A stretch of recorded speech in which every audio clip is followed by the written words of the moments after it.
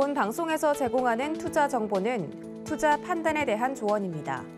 방송에서 제공하는 주식의 가치, 가격 상승 및 가격 하락에 대해서는 방송사에서 보장하지 않습니다.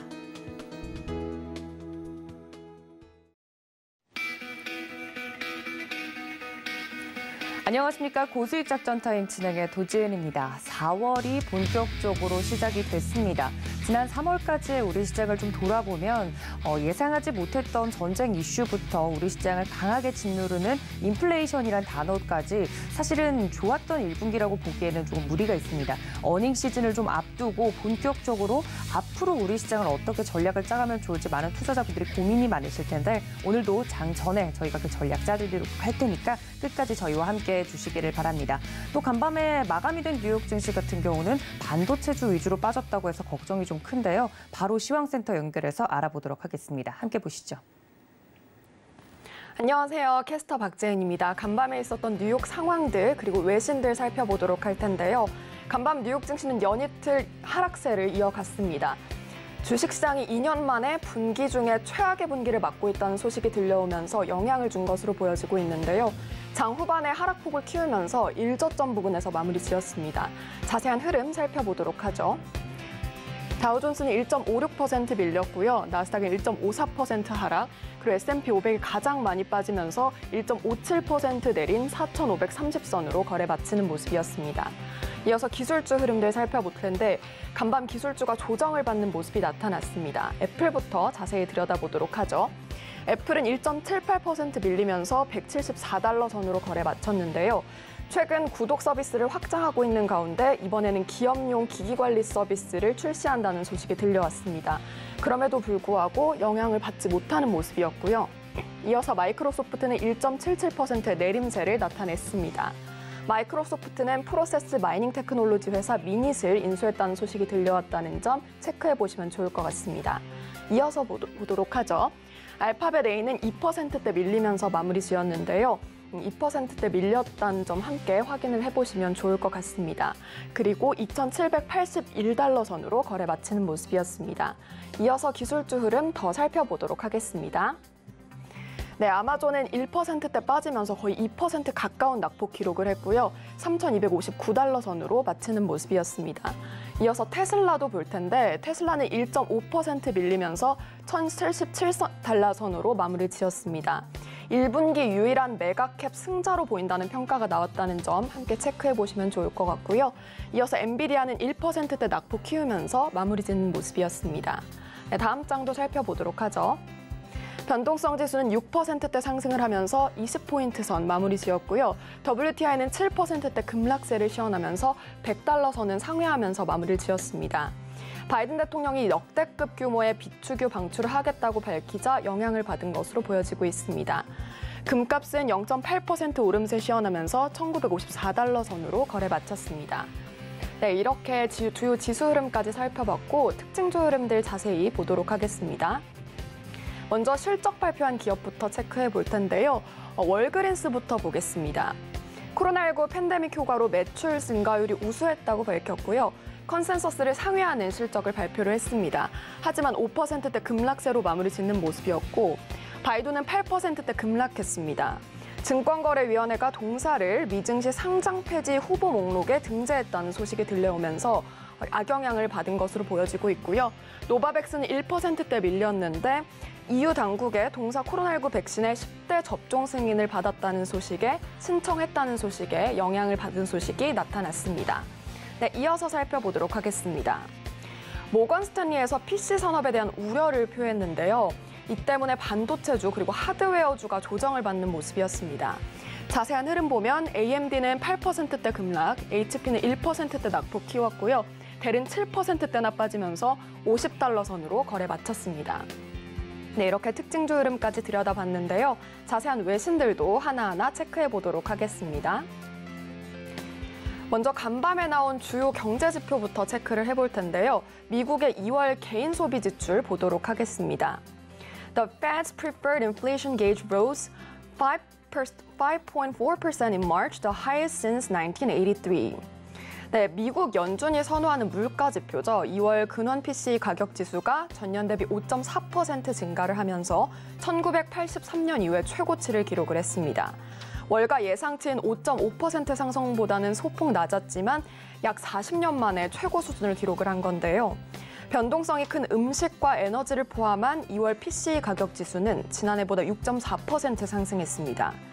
한편 물가 상승으로 소비 심리는 확실히 위축받는 모습이 나타났는데 2월의 개인 소비 지출은 전월 동기 대비 0.2% 증가에 그쳤습니다. 소비 지출은 미국의 3분의 1을 차지를 하기 때문에 경제에 미친 영향이 그만큼 큰데요. 한편 한 주간 실업수당 청구 건수는 총 20만 2천 건을 기록을 했습니다. 전주보다 14,000명 증가의 예상치를 상회했지만 코로나19 유행 이전 수준을 밑도는 수준이었는데요. 고용 상황이 계속해서 긴축된 가운데 물가는 계속해서 상승 압박을 받고 있는 만큼 연준의 행보 지켜보도록 하겠습니다. 이어서 다음 기사 보도록 하죠. 최근 국제유가의 변동성이 굉장히 우려가 되고 있는데 바이든 행정부가 이에 따른 대책을 마련했습니다. 자세한 기사 살펴보도록 하겠습니다. Biden orders largest ever release from oil reserves as he reacts to rises in gasoline prices and blames Putin. 네, 조 바이든 미국 대통령이 러시아 우크라이나 사태로 인해서 유가가 상승을 했기 때문에 사상 최대 규모의 비축유를 방출하겠다고 밝혔습니다. 그리고 푸틴을 blame, 즉 탓을 하기도 했는데요. 백악관은 앞으로 6개월간 하루 100만 배럴의 비축유를 방출하겠다고 밝혔습니다. 이렇게 되면 6개월간 최대 1억 8천만 배럴을 방출하게 되는 건데요. 상세하게 좀 디테일을 살펴보도록 하죠. 일단 제일 강조된 부분을 보면은 이렇게 밝혔습니다. 일단 이 구조가 굉장히 좀 크게 돼 있는데 이번 방출이 백악관에서 전례가 없는 규모라고 밝힌 겁니다. 이렇게 얘기를 하면서 앞으로 이와 별도로 바이든 행정부는 기업들의 미국 내 석유 생산 강화를 계속해서 촉구를 하는 모습이 나타났는데 구체적인 발언을 살펴보면 너무 많은 회사들이 공급에 투자하지 않고 엄청난 수익을 내려 한다고 강조를 했습니다. 단기적으로 기업이 석유를 더 많이 생산하도록 유도하기 위해서 용불용설, 즉 사용하지 않으면 잃어버린다는 정책을 제안하고 있다고 전했는데요. 비축유 방출 소식에 간밤 국제유가가 급락을 하기도 했는데 에너지 시장과 증시에 미칠 자세한 영향은 잠시 후 임순재 대표님과 확인해 보도록 하겠습니다. 네, 마지막 기사 살펴보도록 하겠습니다. 전 세계 공급난 여파로 미국의 자동차 시장이 타격을 받을 것이라는 것이 시사됐는데요. 상세히 살펴보면 with few new cars on lots, U.S. auto sales likely fell sharply in the first quarter, analysts said. 네, 일단 미국의 1분기 자동차 판매량이 급감할 것으로 보여지고 있는데요. 전문가들의 의견을 들어보도록 하겠습니다. 지속적인 신차 부족 사태로 인해서 자동차 구매자들은 선택의 폭이 좁아졌고 또 자동차를 비싼 가격에 구매하게 됐기 때문이라고 전문가들은 주장을 했습니다. 미국 자동차 판매 예측에 따르면 승용차 픽업 트럭 그리고 SUV의 1분기 판매량이 작년 1분기보다 14% 이상 감소하면서 330만 대를 밑돌 가능성이 높다고 밝혔는데요. 하지만 판매가 줄어드는 동안 가격은 상승하고 있다는 점이 문제입니다. 분석가들은 미국에서 신차 평균 판매 가격이 전년 대비 15.4% 상승한 43,500달러에 육박할 것으로 예상을 하고 있는데요. 가장 큰 요인은 글로벌 반도체 수급난으로 꼽히고 있습니다. 하지만 이에 따라서 부족한 수급난 그리고 신차 공급이 계속된다는 점이 가장 문제인데요. 자세한 내용을 좀 살펴보도록 하겠습니다. 특히 강조된 부분이 skyrocketing gas prices were top of mind for consumers in March, but lack of inventory is what ultimately depressed new vehicle sales in the first quarter 라고 밝히면서 미국의 자동차 전문 사이트인 에드먼즈가 이렇게 밝혔는데요. 3월에 치솟는 기름값이 소비자들에게 가장 큰 의미를 보였지만 재고 부족으로 인해서 1분기 신차 판매가 급격히 악화됐다고 말했습니다. 이 소식이 국내외 자동차 관련주에도 영향을 줄 수 있는 만큼 계속해서 저희 서울경제TV와 업데이트해 보시면 좋을 것 같습니다. 지금까지 마감 시황과 외신 브리핑 살펴봤습니다. 네, 그렇군요. 간밤에 나왔던 외신 뉴스들을 바탕으로 관련돼서 오늘 전략을 좀 짜보도록 하겠습니다. 첫 번째 코너 바로 넘어가 보도록 하죠. 루크투자연구소 임순재 대표님 연결되어 있습니다. 대표님 안녕하십니까?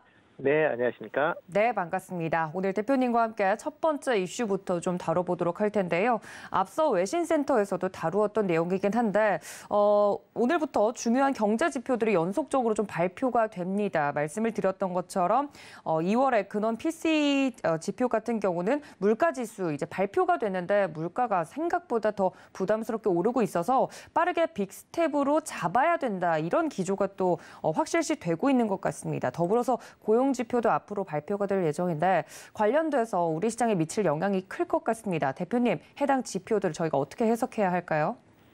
네, 전일 지금 개인 소비 지출 물가 지수가 발표가 됐었죠. 근데 예상보다 지금 좀 많이 좀 올라왔다라는 게 시장에 좀 부담감을 좀 줬다라고 보시면 될 것 같습니다. 특히 개인 소비 지출 물가 지수는 이제 미국 연준에서 가장 신뢰하는 인플레이션 지표다라고 보시면 될 것 같고요. 그러다 보니까 이게 많이 올라간다라고 하게 되면 그만큼 물가에 대한 압력도 그만큼 강해진다라고 보시면 될 것 같습니다. 지난 2월 근원 개인 소비 지출 물가 지수를 본다라고 하게 되면 전년 대비 5.4%를 상승을 기록을 했습니다. 40년 만에 최대 상승폭을 기록했다라고 보시면 될 것 같고요. 이게 코로나 이전에는 1%대에 불과했습니다. 그거에 비하면 지금 3배 이상 높이 올라와 있다라는 거고요. 지난 월간 기준으로 한다라고 하게 되면 0.4% 상승하는 그런 모습을 보였습니다. 이게 근원뿐만 아니라 이제 개인 소비 지출 전체적으로 봐도 전년 대비 6.4% 증가를 했다라는 거고요. 이렇게 이제 소비 지출 관련돼서 이제 물가 지수가 올라가다 보니까 일단 개인 지출이 예상보다 좀 큰 증가폭이 상당히 좀 둔화됐다라는 겁니다. 지난달 개인 지출은 이제 0.2% 증가에 머물렀는데요. 시장 예상치 0.5%, 그다음에 지난달 상승률 2.7%에 비해서 그 증가폭이 상당 부분 줄어들었다라는 거고요. 실질 개인 소비를 기준으로 한다라고 하게 되면 인플레이션 영향으로 0.4%로 오히려 마이너스를 기록할 만큼 개인들에 대한 그 소비 지출이 소비가 상당히 줄어들고 있다라는 겁니다. 미국 같은 경우에는 개인 소비가 GDP의 3분의 2를 차지할 만큼 상당히 중요한데요.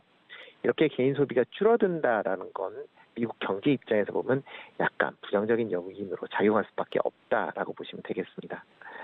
게다가 현재 나와 있는 지금 2월달 그 지표 자체는 그 우크라이나 러시아 전쟁의 일부분만 지금 영향을 반영됐다라고 보시면 될 것 같습니다.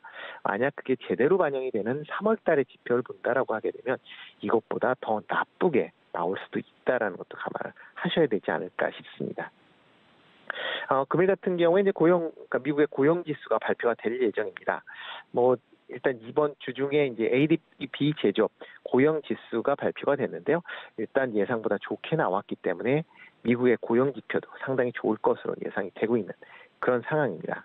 지금 예상치를 본다라고 하게 되면 비농업 분야의 이제 고용 일자리 수가 한 49만 개 정도 증가할 걸로 그렇게 예상을 하고 있고요. 실업률은 3.7%로 지난달에 3.8%보다 더 낮게 예상을 하고 있는 그런 상황입니다. 시간당 평균 임금도 작년 동기 대비 5.5%로 올라갈 만큼 고용 부분에서도 상당 부분이 지금 안정화돼 있다라고 보시면 될 것 같고요. 이렇게 이제 호전된 고용 지표를 본다라고 하게 되면 일단 그 기준금리의 빅스텝 인상 가능성이 좀 더 증대되고 있다라고 보시면 되겠습니다. 일단 높은 인플레이션을 잡기 위해서는 기준금리 인상이 불가피하다라는 건 다 알고 있는데요.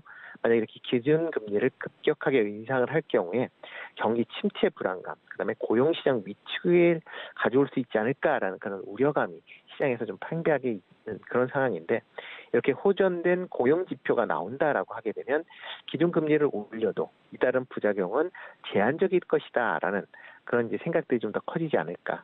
따라서 관련된 기준금리가 빅스텝 인상 가능성이 좀 더 확대됐다라고 보시면 되겠습니다.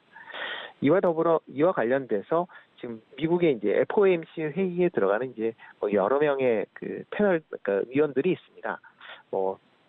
패드의 이제 이사뿐만 아니라 미국 같은 경우는 12개 지방 연방은행이 존재를 하는데요. 그 중에서 이제 4군데가 순차적으로 투표권을 행사한다라고 보시면 되는데요. 이렇게 투표권 행사하는 그런 여는 총재가 최근 빅스텝이나 긴축 관련된 발언을 많이 하고 있는 그런 상황이다 보시면 될 것 같습니다. 대표적인 게 이제 블러드 세인트 루이스 여는 총재인데요. 대표적인 이제 매파로 이제 언급이 되고 있는데, 그 이제 여는 총재 같은 경우는 즉각적인 기준금리 인상이 필요하고 대차 대조표의 축소가 필요하다고 강력하게 언급을 하고 있는 그런 상황입니다. 특히 연말에 기준금리가 3%는 돼야 된다라는 어떤 좀 강경한 발언을 하고 있다라는 거고요. 또 한 명의 이제 그 매파적인 성격을 갖고 있는 조지 캔사스 시티 여는 총재 같은 경우도 독립 기조를 신속하게 움직이는 것이 적절하다. 따라서 연준의 대차 대조표의 조속한 축소가 필요하다라는 것을 계속 언급하고 있는 그런 상황입니다. 파월 의장 같은 경우도 지난 그 청문회에서 기준금리의 빅스텝 인상 가능성을 열어놓는다라는 발언을 했다라는 걸 본다라고 하면 향후에 기준금리는 빅스텝 형태로 올라갈 것이다. 그렇게 되면 시장에서는 과연 몇 번의 빅스텝이 있을 것인가가 지금 관심 사항이다라고 보시면 되겠는데요.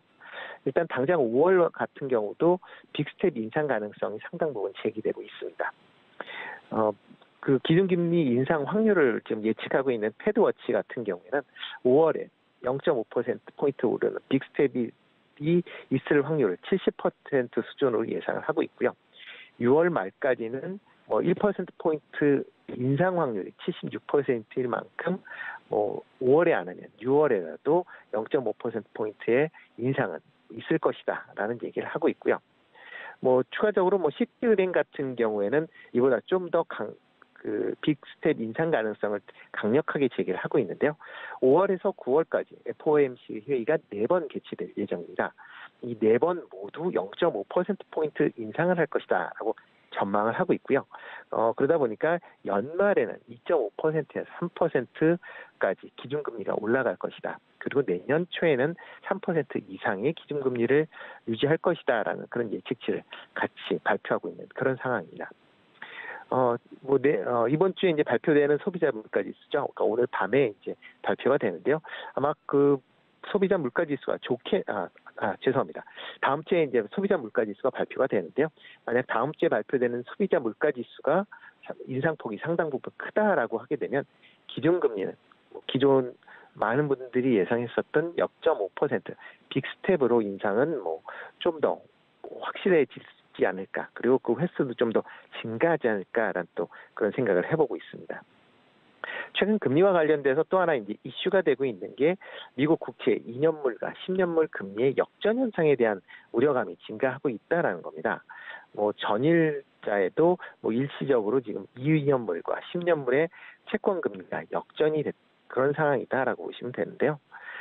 이렇게 이제 그 장단기 금리의 역전 현상에 대해서 걱정을 하는 이유는 과거 이제 전례를 본다라고 하게 되면 역전한 이후에 9개월에서 23개월의 시차를 두고 경기 침체가 발생을 했다라는 겁니다.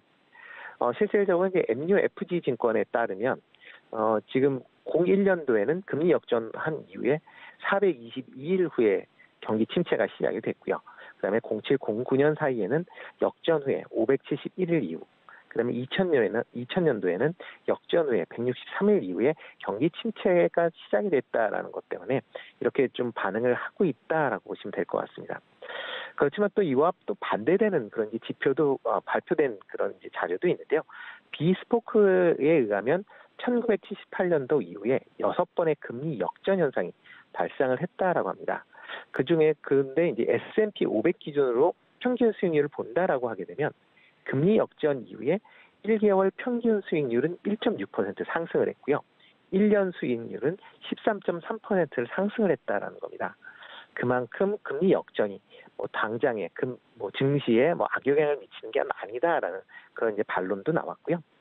연준에서 나온 이제 분석 자료를 본다고 해도 일단 2년, 10년 이런 장물의 금리 역전보다는 3개월, 10년물의 금리 역전이 경기 침체를 보다 더 정확하게 반영을 하고 있다라고 얘기를 하고 있습니다. 현재 3개월, 10개월물의 금리 격차는 1% 이상 지금 벌어져 있기 때문에 현재 상황에서는 경기 침체를 논하기에는 좀 시기상조다라는 게 연준의 입장으로 이제 보여지고요. 따라서 연준 입장에서 보면 이런 금리 역전 현상은 그렇게 크게 반응을 하지 않을 걸로 그렇게 예상을 하고 있습니다.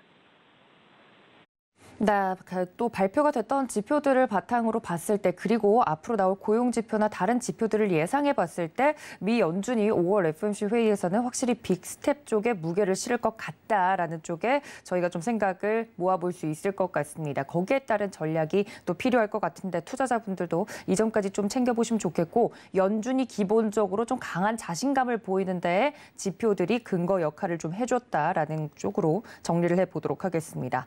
다음 이슈로 좀 넘어가 보도록 하겠습니다, 대표님. 또 경제에 직접적인 영향을 미치는 게 이 국제 유가, 이것 때문에 참 말썽이 많았는데 여기에 대해서 미국이 좀 강경한 발언을 했습니다. 조 바이든 미국 대통령이 국제 유가 안정을 위해서 향후 6개월간 하루에 약 100만 달러씩 배럴 비축유를 방출하기로 했다라는 이슈가 나왔는데 이게 사상 최대 규모의 비축유 방출이라고 합니다. 확실히 이제 러시아가 이 국제 유가를 가지고 관련돼서 계속해서 압박을 가하다 보니까 미국도 좀 강경한 대응을 마련한 것 같은데요. 관련돼서 국제 유가의 영향 어떨지 그리고 경제의 영향은 어떻게 펼쳐질지 좀 궁금합니다, 대표님. 네, 뭐 우크라이나 러시아 전쟁 이후에 지금 국제 유가가 강세를 지속을 하고 있습니다. 전쟁 이후에 WTI 같은 경우 한때 130달러를 넘게 올랐다가 최근에 이제 100달러 수준으로 조금 하향 안정하는 그런 모습들을 좀 보이고 있습니다. 이렇게 이제 원유 가격이 급증을 하면서 뭐 미국을 비롯해서 이제 서방 국가 여러 나라에서 오펙 플러스의 공급량을 좀 많이 늘려달라라고 요청을 하고 있는 그런 상황입니다. 그렇지만 오펙 입장에서 보면 추가적으로 공급량을 급격하게 늘리기보다는 기존 스케줄에 맞춰 원유를 점진적으로 증산을 할 것이다라는 입장을 현재 고수하고 있는 그런 상황입니다. 전일 오펙 플러스 회의에서도 이와 같은 기조가 이어졌다라고 보시면 될 것 같고요. 그러다 보니까 뭐 미국 같은 경우에도 이런 유가를 안정시키기 위해서 조금 이제 강경한 수단인 전략 비축유를 방출하겠다라고 발표를 했다라고 보시면 되겠습니다. 이번에 이제 전략 비축유를 발표한 것은 작년 이후에 지금 세 번째 이제 발표다라고 보시면 될 것 같고요. 작년 11월 달에 동맹국가 전략 비축유를 시중에 공급을 하겠다라는 계획을 발표를 한번 했습니다. 그래서 뭐 미국, 뭐 영국, 일본, 중국, 인도, 우리나라도 관련 비축유 방출에 동참을 하겠다라고 그런 발표도 했었다라고 그걸 기억하실 겁니다. 그리고 또 한 번이 이제 지난 3월에 3월 초였죠. IEA, 그러니까 국제에너지기구에서 회원국에 6천만 배럴의 방출을 합의했다라는 또 그런 발표도 있었습니다. 미국 정부가 관련 물량 6천만 배럴의 절반인 3천만 배럴을 부담하기로 결정했었다라는 기사도 나왔었고요. 또 이와 더불어 이번에는 방출 시기는 아직 정해져 있지는 않지만 이래 최대 100만 배럴씩 향후 6개월 동안 방출을 하겠다라는 그런 발표를 했습니다. 그만큼 최근에 유가 흐름세가 심상치 않다라고 이제 생각을 했다라고 보시면 될 것 같고요. 특히 러시아의 에너지 무기화에 대한 대처를 위한 행동이다라고 풀이가 된다라고 보시면 되겠습니다. 최근 이제 러시아의 이제 에너지 결제 대금을 이제 루블화로 하겠다라는 부분이 있었고요. 또 유럽 내 러시아 가스 공급을 중단할 수도 있다라는 발언들. 그러니까 어떻게 보면 에너지 가격을 출렁일 수 있는 여러 발언들이 있는데요. 이번에 이제 바이든 대통령의 전략 비축유 방출 발언으로 이러한 유가를 올릴 수 있는 그런 상승이 많이 좀 희석됐다라고 보시는 게 맞지 않을까 싶습니다.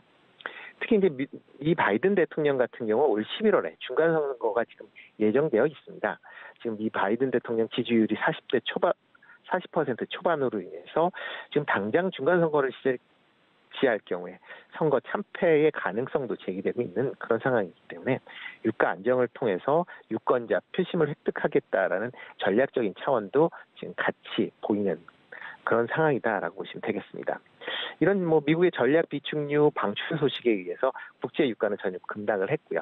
7% 넘게 하락을 하면서 100달러선 초반까지 하락을 하는 그런 모습을 좀 보이고 있습니다. 이번에 이제 유가의 하락은 비축유에 대한 부분도 있고 또 하나가 이제 중국 내 수요 감소 우려감이 같이 반영이 됐다라고 보시면 될 것 같습니다. 그렇지만 유가의 하락세가 지속될지 여부는 좀 더 지켜봐야 되지 않을까라는 생각이 들고 있는데요. 그 이유는 러시아의 1일 원유 수출량은 한 400에서 500만 배럴 수준에 달합니다. 그렇지만 이번에 방출되는 전략 비축유 규모로 본다라고 하게 되면 100만 배럴에 불과하기 때문에 뭐 러시아의 1일 수출량의 이제 4분의 1 수준에 불과하다라는 거고요. 그리고 또 하나가 이제 중국이 코로나 때문에 지금 셧다운 때문에 수요가 좀 줄어들 것이다라고 예상을 하고 있는데 다시 중국 관련된 경기가 다시 재개가 된다라고 하게 되면 원유 수요가 다시 증가할 수 있다라는 것 때문에 다시 원유 가격이 올라갈 수 있다라고 보시면 될 것 같습니다. 또한 이제 원유의 공급 차질 가능성은 여전히 상존하고 있는 그런 상황이기 때문에 유가가 뭐 하락으로 전환하기보다는 일단 좀 하향 안정세를 갖게끔 그런 유지가 된다라고만 보시면 되지 않을까 싶습니다. 뭐 가장 그 유가를 안정시키기 위해서는 우크라이나 러시아 전쟁의 불확실성이 좀 제거돼야 되지 않을까라는 생각이 들고요. 전쟁이 좀 더 지속된다라고 하게 되면 아마 이러한 전략 비축유가 방출이 된다라고 해도 일단 유가 하락은 좀 더디게 진행될 거고요. 그에 따라서 증시에도 그렇게 좋지 않은 영향을 미치는 게 지속되지 않을까라는 생각을 해보고 있습니다. 이런 이제 최근에 이제 유가 상승과 이제 수급 우려감으로 인해서 최근 그 주식 시장에서 신재생 에너지 관련 분야가 좀 더 시장에서는 각광을 받는 그리고 관심을 받는 분야 아닌가라는 생각을 해보고 있습니다. 이번 주 같은 경우에도 지금 국내에도 신재생 관련 에너지, 풍력이나 수소나 태양력 관련돼서 좀 강한 주가 흐름을 지금 보이고 있는 그런 상황입니다. 그렇기 때문에 관련 분야 쪽으로 조금 더 관심을 가지시는 게 어떨까 싶고요. 또 하나 이제 EU의 그린 텍소노미 관련돼서 원전이 포함되어 있는 관계로 인해서 원전주도 지금 조금 쉬어가고 있지만 원전주 분야도 계속 관심 있게 좀 지켜보셔야 되지 않을까 싶습니다. 네, 국제유가와 관련된 이슈까지 짚어봤습니다. 지금까지 루크투자연구소 임순재 대표였습니다. 대표님 감사합니다. 네, 고맙습니다.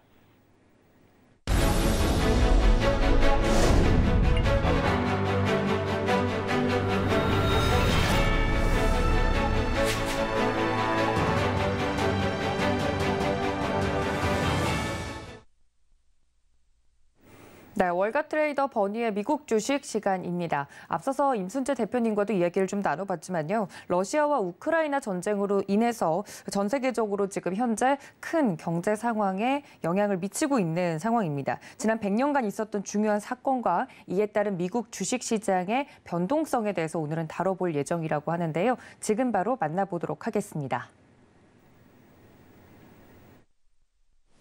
So we have an issue right now with Russia and Ukraine and the instability that that's going to cause globally, for sure within those countries, but globally also, and that's very much of a concern to us. Well, let's go back and look at how things turn out, generally speaking. There are crises that impact the world and the United States in particular, and then there are other crises that don't impact directly the world. Indirectly they do, but not directly. Like, say, for example, World War II, the Vietnam War impacted the United States directly. World War II impacted the United States and globally. When we look at 9/11, that was a significant impact to the United States, but it also had a big impact around the world. So let's look at what's going on with Russia and Ukraine and figure that out and think about what should or what has happened in other global crises that we've had right now. And not all of them are war-based, but let's just identify the crises as a crisis where we're completely concerned about what's going on, and it's an exogenous event. So many of these occurrences also are accompanied by markets and economies that are slowing down, not necessarily just on the steady up pace. So we can have it where we've gotten it in a slowdown. We can have it where we've gone up. And some of these crises, say for example, the 1987 stock market decline where we went down 25% in one day. We can look at the crash in 1929. We can look at all these other events, and we can identify if you buy during the middle of the crash or the onset of the crash, how do you do, generally speaking? So I put together some examples here, and we can look at what happened. In the Vietnam War back in 1964, if you bought the market down here at the onset of the invasion, it was a really great buy. Now, the Vietnam War was a very costly, terrible occurrence for us in terms of what we tried to do, and we got very little out of it because the outside factors were so strong and the people that we were fighting were so entrenched. But still, let's just think about the invasion. If you buy the invasion versus sell the invasion, how well do you do? Well, Vietnam War was good. We look at the Gulf War, the same thing, when we had the invasion there. We look at the Afghanistan War back in 2000. Now, what we have there in late 2001, we also were accompanied at that point in time by the dot-com bubble crashing. So the dot-com stocks made their highs the technology stocks made their highs in 1999, and for 2000 and 2001, they retraced 80% of where they were, and it's even into the indexes, the NASDAQ index, where it was at the highs in 1999 versus where it was in the lows. But at the same time, you were able to participate. It would be better to buy during the onset of a crisis than sell. Let's look at a couple more examples. The Iraq War, same thing. We were able to buy down here. So we looked at the Crimean War also. Now, that was a much more concentrated area. It didn't affect globally what goes on, but we were all very concerned when Russia invaded Crimea. And those opportunities have been places that you don't want to sell, you'd rather buy. Whether they go up and up and up, that's a different story. So let's look at the next chart. These are 5 examples. Now, what we did here was we took a look at the last 100 and some odd years of all the different crises. Now, there's a lot of information on this chart, but what we really think about is that what happened at the reaction and what happened 22, 63, 126, and 253 days out. So what happened 1 quarter, 2 quarters, 3 fiscal quarters, and 1 year out? What happened? And we've got the Gorbachev coup, we've got the Asian stock market crisis in 1997, which started in Thailand. We've got the World Trade Center. We've got the Iraq War. We've got the Lehman Brothers collapse. We've got all sorts. We've got John Kennedy assassination. We've got Dwight Eisenhower's heart attack. He was the president before John Kennedy. We've got the Arab oil embargo. President Nixon in the United States resigned. So what we did was we put together all this. Now, the point of it all is that on average, and we have had significant moves, COVID is in here with a 30% market decline, but on average, the market decline was 7%. Okay, that's great. On average, 1 quarter out, the market was 4% higher. On average, 2 quarters out, 6 months later, the market was 6% higher.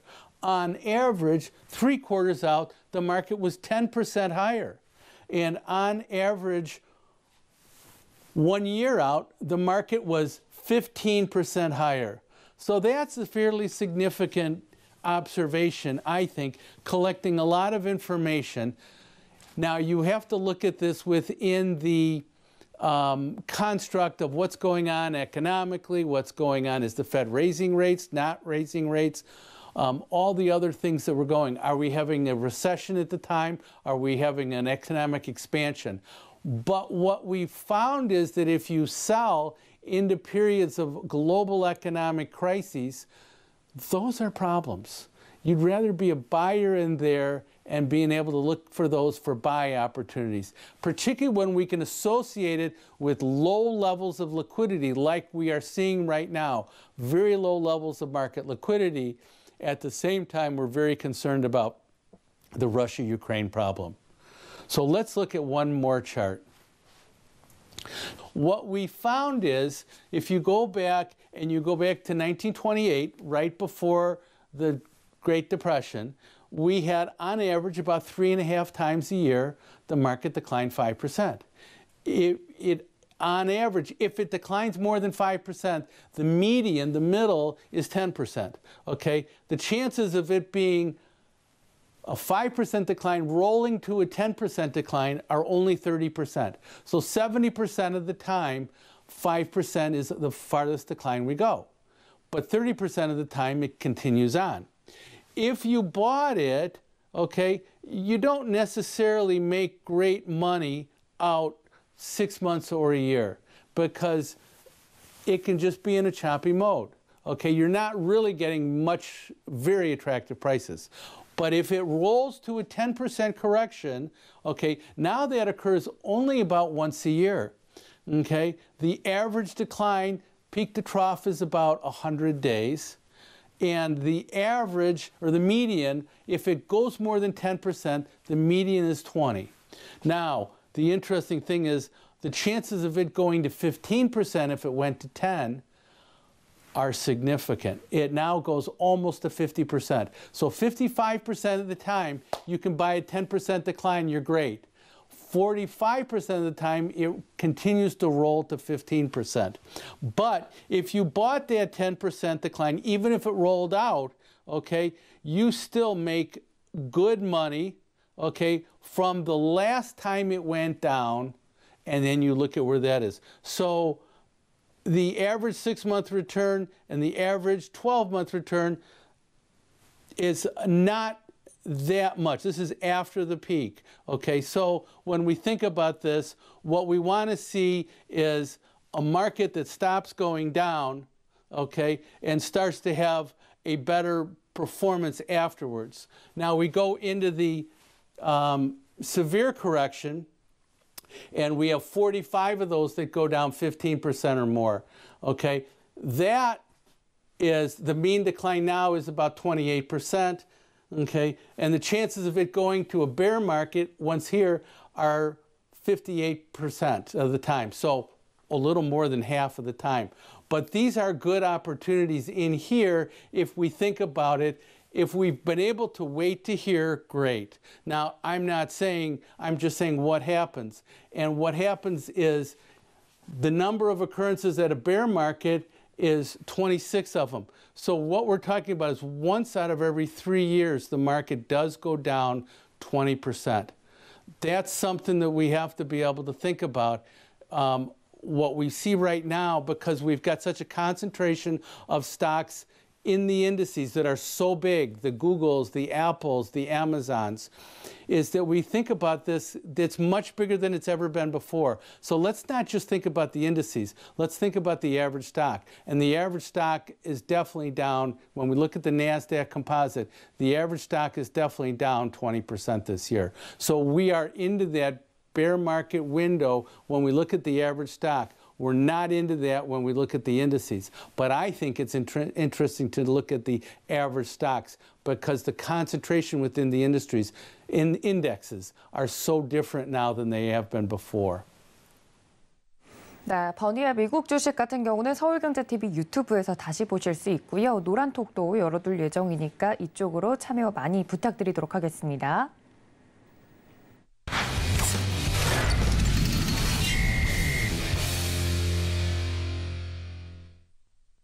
네, 다음 코너는 글로원 파트너스 이성웅 이사님과 함께 국내 증시 작전 세워보도록 하겠습니다. 이사님 안녕하십니까? 네, 안녕하세요. 네, 반갑습니다. 첫 번째 이슈로 이야기를 좀 나눠보도록 하겠습니다. 반도체 관련된 이야기들이 나오고 있는데 간밤에 뉴욕 증시에서도 반도체주들이 좀 하락을 하면서 국내 증시에도 좀 영향을 미칠 것으로 보입니다. 반도체 이슈 어떤 부분을 좀 짚어볼까요? 네, 최근에 다시금 부각되고 있는 게 차량용 반도체 이슈인데요. 작년부터 해서 이게 부족한 현상이 계속 나타나고 있다고 이야기가 되었고, 우리나라에서도 완성차 업체들의 고민사항이기도 합니다. 왜냐하면 이게 완성차가 생산하게 되는데 차량용 반도체 부족으로 인해서 이 부분의 생산이 차질이 있다 보니까 지금 주가의 부진 요인으로 하나로 꼽히고 있는데요. 미국 시장에서 어제 자동차 판매 같은 경우가 1분기에 급격하게 감소할 가능성이 부각이 되었습니다. 업계 애널리스트들은 1월에서 3월까지 미국 신차 판매가 330만 대 미만으로 2021년 1분기 대비해서 14% 이상 감소할 것으로 전망을 했습니다. 자동차 판매가 감소하는 데 대한 것은 휘발유 가격 급등에 따른 수요 문제가 아니라 재고 부족에 따른 공급 문제로 일컬어졌고요. 자동차 제조업체들이 글로벌 반도체 부족으로 생산 차질에 직면을 하고 있다고 했습니다. 자동차 관련 정보업체는 제너럴 모터스라든지 혼다, 닛산이 20% 이상 판매 감소가 나타날 것으로 보고 있고 포드는 상대적으로 나을 것으로 보고 있습니다. 일단은 상대적으로 나은 부분은 재고 확보 부분에서 조금 걸리는 것으로 보이는데요. 전반적으로 자동차 제조업체의 재고가 매우 희박해서 정상일수 같은 경우가 통상 60일에서 70일인데 내연기관차 같은 경우는 20일, 전기자동차는 21일 물량으로 정상일수 대비해서 3분의 1 수준이라고 보고를 했습니다. 그렇다 보니까 이 부분에서 차량용 반도체 부족이 지속되고 있는 상황이다 보니 국내 기업과 관련해서 연결해서 수혜볼 만한 기업을 찾을 필요가 있겠습니다. 네, 그럼 국내 기업들 중에 어떤 기업을 좀 눈여겨보고 계시는지 궁금한데요. 오늘의 특징주는 어떤 종목일까요? 네, 오늘 특징주로는 IA를 말씀드리겠습니다. 전일 유한타증권에서 리포트로 다루기도 했었는데요. 제가 리포트를 보다 보니까 아무래도 이 부분에 대해서 체크를 하고 갈 필요도 있다 보니 방송을 통해서 추가적으로 말씀을 드리게 되었습니다. 먼저 시가총액은 3천억대인데 자회사에서 포지션 변화가 있고요. 이번 달부터 자회사의 트리코 테크놀로지를 통해서 차량용 반도체가 생산, 납품을 하게 됩니다.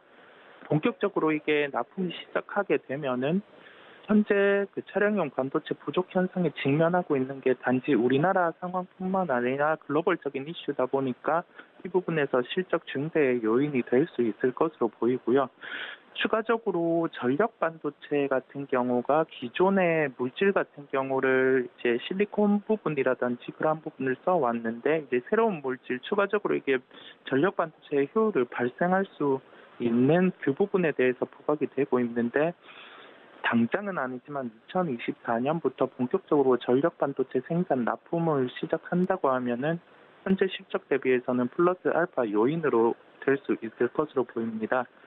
현재 구간에서는 일단은 차량용 반도체 생산 납품을 시작했다는 부분에 초점을 맞춰야 할 것으로 보이고요.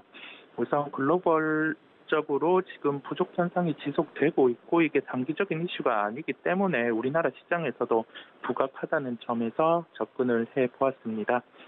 실적 측면에서 대입을 해봤을 때는 향후의 성장 가능성을 봤을 때 현재 시가총액 대비해서 보수적으로 10% 이상 상승 여력을 존재하고 있고 주가가 한 차례 빠졌다가 반등이 나오는 걸 확인을 할 수 있었습니다. 그렇다 보니까 현재 구간에서는 부담스럽지 않게 접근 가능하다는 결론입니다.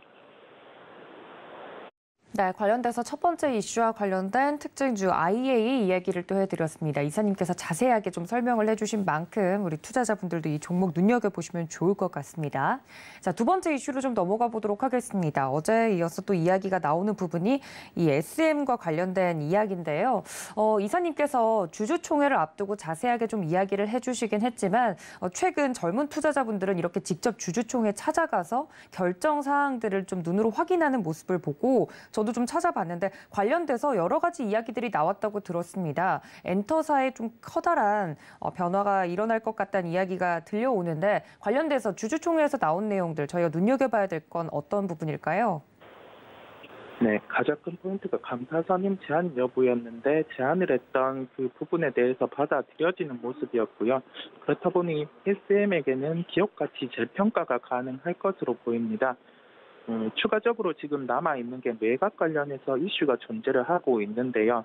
매각 단가 결정과 그리고 이 단가 관련해서 3자별적 유상증자 여부가 결정되는지 그 부분이 중요한 쟁점이 될 것으로 보이는데 새로운 이사 선임 제안으로 인해서 이 부분과 관련해서도 주수 친화적으로 이끌어갈 가능성이 높을 것으로 보입니다.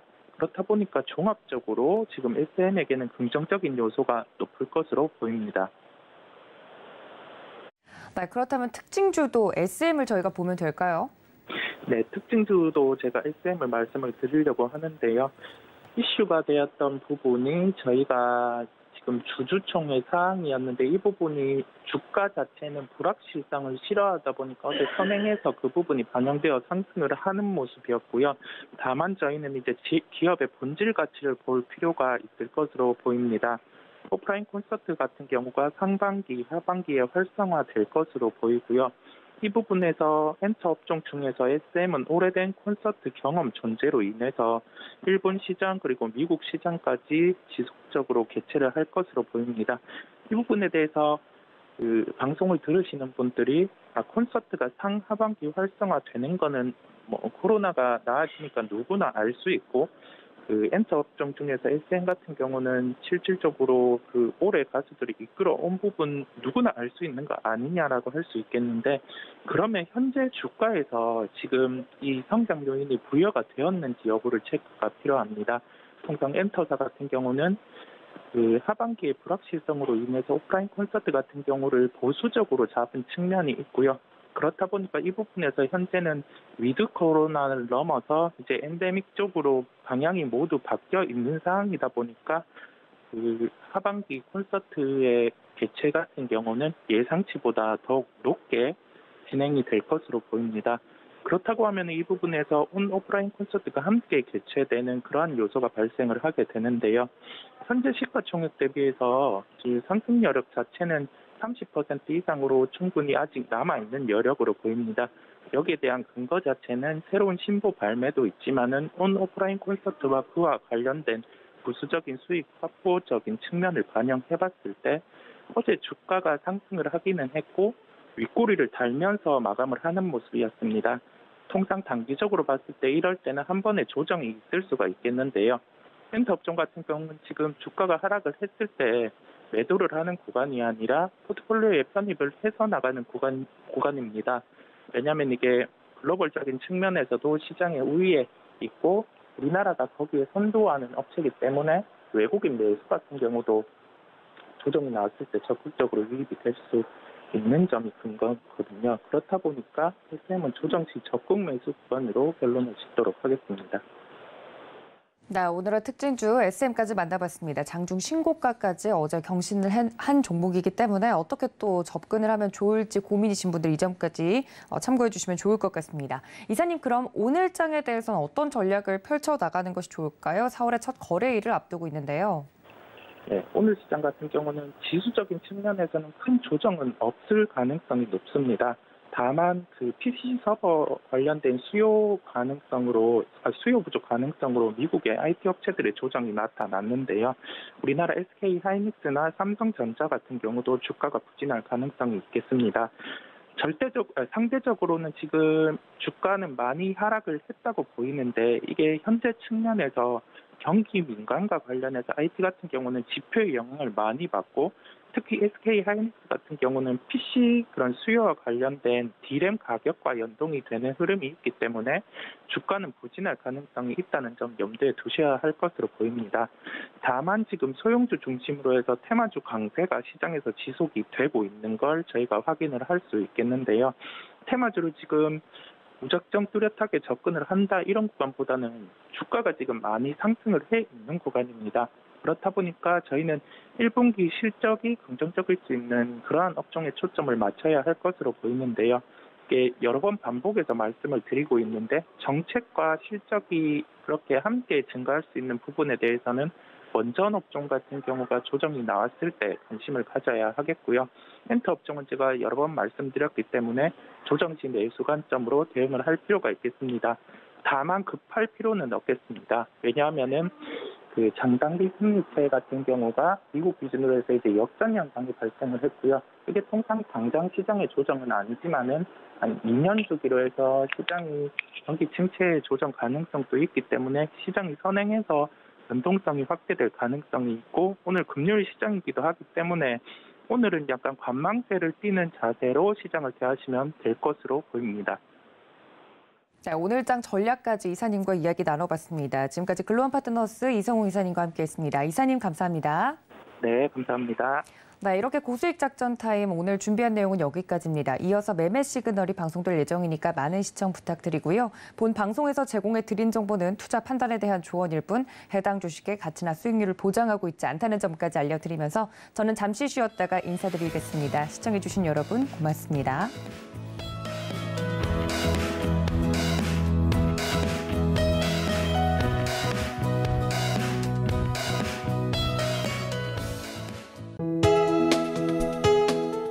본 방송에서 제공하는 투자 정보는 투자 판단에 대한 조언입니다. 방송에서 제공하는 주식의 가치, 가격 상승 및 가격 하락에 대해서는 방송사에서 보장하지 않습니다.